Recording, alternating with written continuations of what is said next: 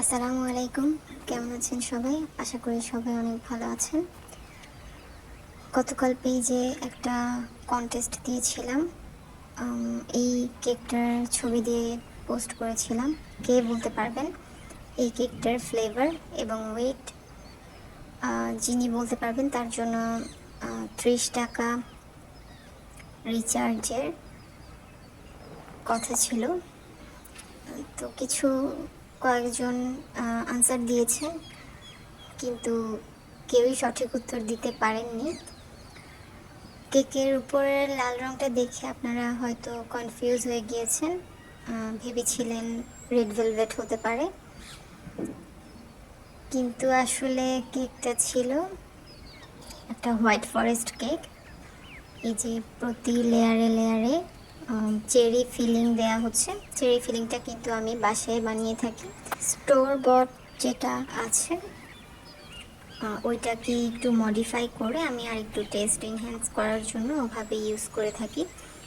সেই সাথে এটার নাম হোয়াইট ফরেস্ট হওয়ার এটা একটা কারণ, এর মধ্যে যেই হোয়াইট চকলেট শেভিংসগুলো দেওয়া হয়ে থাকে সেগুলো দেখতে বরফ কুচির মতো, যার কারণে এটা হোয়াইট ফরেস্ট নামে পরিচিত হয়ে থাকে। এই তো আপু ওনারা আমার কাছ থেকে কিছুদিন আগেও একটা হোয়াইট ফরেস্ট কেক নিয়েছিলেন।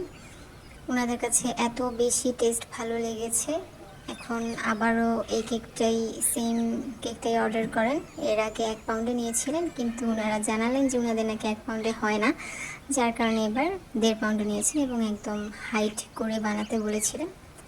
আমিও চেষ্টা করেছি একদম হাইট করে বানানোর জন্য, যার কারণে কেকটা দেখতে কিন্তু খুব বেশি ক্লাসি লাগছিল। আর গাঢ় কালারের কারণে কিন্তু হাতে মুখে লেগে যায় রং। এটা আপনি যত ভালো কালার ইউজ করেন না কেন, এটার থেকে বাঁচার কোনো উপায় নেই, যেহেতু গাঢ় কালার করার জন্য ক্রিমে অনেক বেশি অ্যামাউন্টের কালার ইউজ করা হয়। আমরা কিন্তু ইম্পোর্টেড ফুড কালারই ইউজ করে থাকি। হাতে মুখে ট্রান্সফার হয়ে গেলে আসলে কিছু করার নেই, সেটা আমরা কাস্টমারকে আগে থেকে বলে দিয়ে রাখি। এর আউটকামটা এত বেশি প্রিটি এসেছিল, মাশাআল্লাহ। আমি নিজেই প্রেমে পড়ে যাচ্ছিলাম বারবার।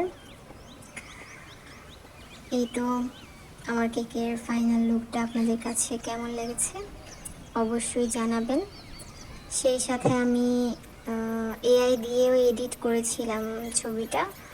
আমার কেকটা সেম রেখে আমি বলেছিলাম যেন ব্যাকগ্রাউন্ডটা চেঞ্জ করে একটু সুন্দর করে এডিট করে দেয়। এই তো আমার এআই দিয়ে করা পিকচার, কেমন লেগেছে জানাবেন।